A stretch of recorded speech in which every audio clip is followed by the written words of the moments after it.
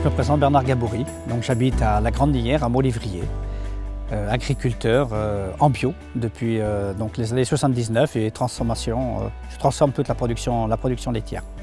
Au début, à la maison mère, il y avait des chèvres et donc je partais pour faire des chèvres. Et donc j'ai eu un petit accident avec la propriétaire qui nous a refusé ça, elle avait peur à la nature, bon voilà. Et nous sommes partis, donc on a fait un autre choix, donc avec une plus grosse chèvre, c'est-à-dire la jersiaise. Et moi j'ai choisi la jersiaise par la qualité de son lait, un lait qui est très riche en tout, en vitamines, en sucre, en calcium, riche en tout, très adapté à la transformation. Et aussi des grandes qualités, l'efficacité alimentaire, c'est-à-dire ce qu'elle ingère et ce qu'elle produit. Elle est imbattable là-dessus.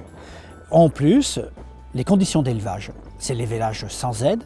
Et tout ça, naturellement, on pesait énormément sur le choix de la jersiaise.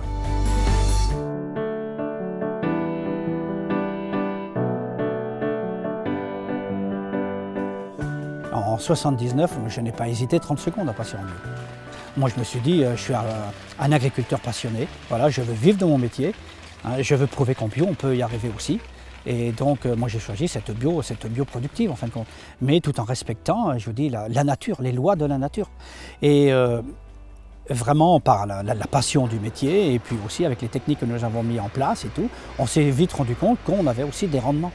Voilà. La bio est capable de donner des rendements aujourd'hui. Bon, par contre, il faut respecter l'assolement, les rotations, ça c'est très important, les façons culturelles, le choix des variétés, tout ça. Mais quand c'est fait comme il se doit, on a aussi des rendements.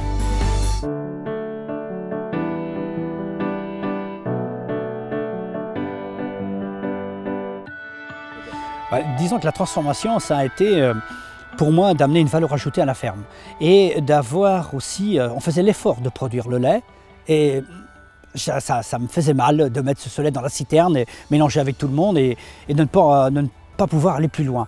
Et j'ai commencé par faire du beurre, des années à se faire la main, et après un yaourt nature, un yaourt 0% de matière grasse et tout. Et après la gamme s'est étoffée. Et ce que je voulais surtout, c'est de mettre un produit de grande qualité dans l'assiette du consommateur et d'aller jusqu'à la fin finale du produit. Ça, pour moi, c'était capital.